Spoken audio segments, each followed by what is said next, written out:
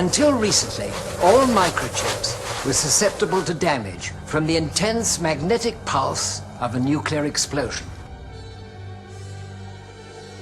They're identical. Zorin Industries. What about Zorin himself? Max Zorin, impossible. He's a leading French industrialist. More than generous offer. He's a psychopath. That's rather neat, don't you think? Brilliant. I'm almost speechless with admiration. Intuitive improvisation. It's the secret of genius. If Zorin mentions Silicon Valley. I propose to end the domination of Silicon Valley. Everything in it smokes forever.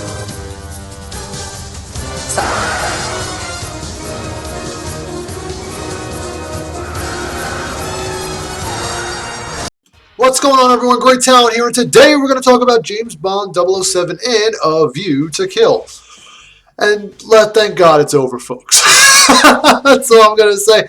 We have finally reached the end of the Roger Moore era. And the Roger Moore era, someone pointed out to me today, it's like going through a series of 70s and 80s cheesy porno movies. Because that's all it is. Roger Moore, believe it or not, folks, he's more of a fucking horn dog, especially as he gets older, than Sean Connery or any of the other Bonds will ever fucking be. He is just literally geriatrically fucking his way through this entire plot. And that is not a joke. He certainly is, and we'll get to that in a minute. But I tried, folks. I tried to really, I think, to enjoy a Roger Moore Bond movie, he is definitely the weakest Bond for me. I'm sorry. Sorry, not sorry. He's okay. I mean, to an extent, he has a little bit of a charm to him, sure, but he's boring. He's so fucking dull. It's like watching paint dry most of the time, where he's not being a fucking horn dog. The best movie I think he ever did was The Man with the Golden Gun, because Christopher Lee fucking helped carry that plot. He helped carry that plot forward. But anyway, this plot this time around, Christopher Walken's in this as the main villain. He does a good job being Christopher Walken. He's supposed to be a French industrialist, but we'll get to that in a little bit. But yeah, the plot of this movie is like they're trying to set off a series of bombs in Silicon Valley, the tech giant of the country, of the world, whatever, and they're trying to do that in a way where it cripples the economy and makes everybody go to Max Zorin for everything. This villain. And it's an interesting plot, but we're going to get to why it doesn't work in a little while.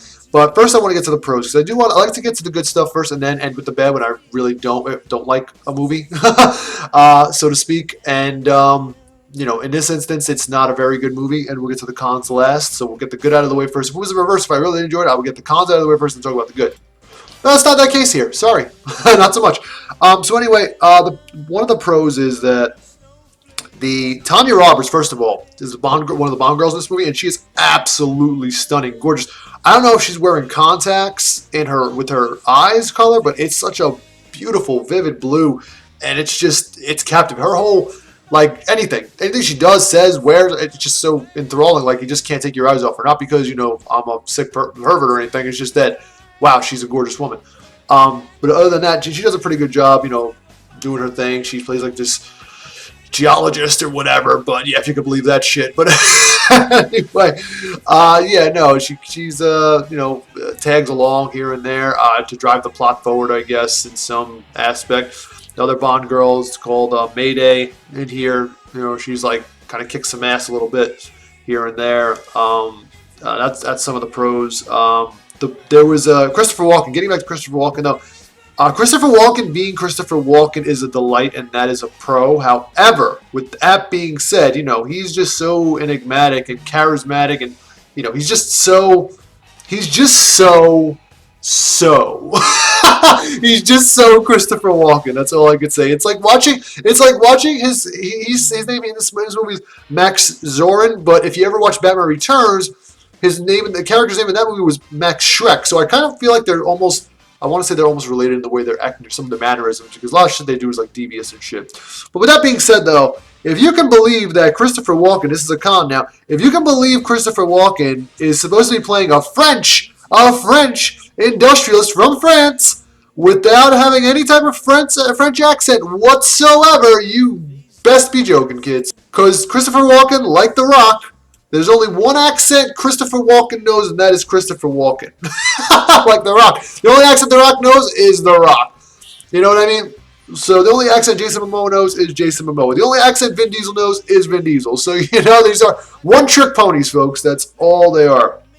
But Christopher Walken is in a very delightful way. He's a good villain. That's all I could say. The bridge scene, there was a part where they're in San Francisco, downtown San Francisco, and this is a part where there's a cop chasing them, Bond and Tanya Roberts in a fire truck. And they're in the fire truck, and the cop cars are chasing them.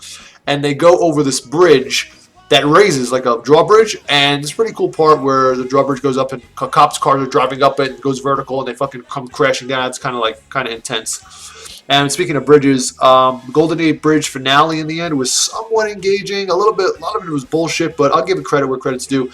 It had me on the edge of my seat a little bit because as they were flying towards the bridge, you know, even though it was somewhat green screen or whatever, I still felt like I was like, oh wow, this is making my palms sweat a little bit. Like I'm getting a little nervous watching him hang by a thread there. And, you know, the fight on the bridge and everything. Because, you know, it's like, ooh, you're thinking about it. It's like, ooh, heights and whatnot. But it's all right. I mean, even though a lot of fucking bullshit moments, which we will get to. Trust me, we'll get to in a minute. And another pro of the movie is that it eventually ends, folks. It's over. It ends. It's not ended soon enough, though. It's over 2 hours long. It's like 2 hours and 15 minutes. But, yeah, and that just goes to show you how much I, quote-unquote, got into this movie. But now let's just get to the cons, shall we? So there's a lackluster opening action scene where he's in skiing resort. It's like we've been there, done this before, folks. It's not even that good.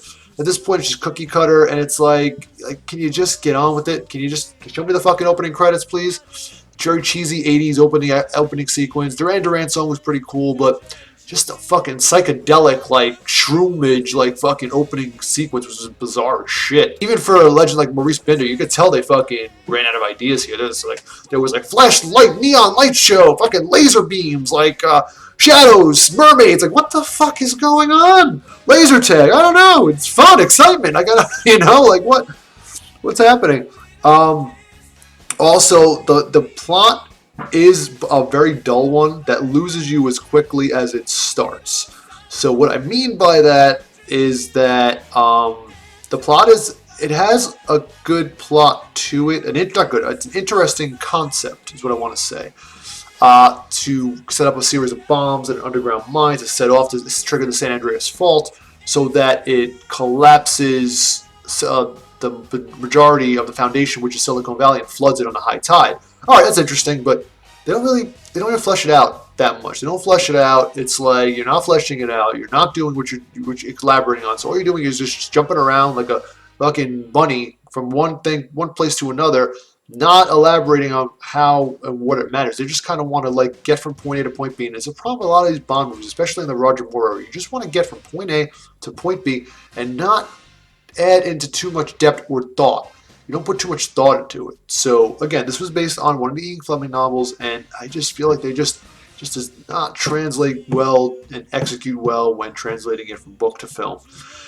And also, the last con here, because I'm running out of steam. Bond sucking is a part where Bond's underwater, right? And he has a car next to a car. So he undoes the cap on the car, on the wheel, one of the wheels, the cap that controls the to put air in. And there's a part where he literally is underwater, pressing his lips up to the valve of the air, sucking out the fucking compressed air from the tire to get oxygen while he's hiding from some people underwater. I'm like, that is the epitome, the fucking epitome of bullshit right there. There's no fucking way. I don't care who you are. I don't care if you have the suction of a fucking like vacuum cleaner.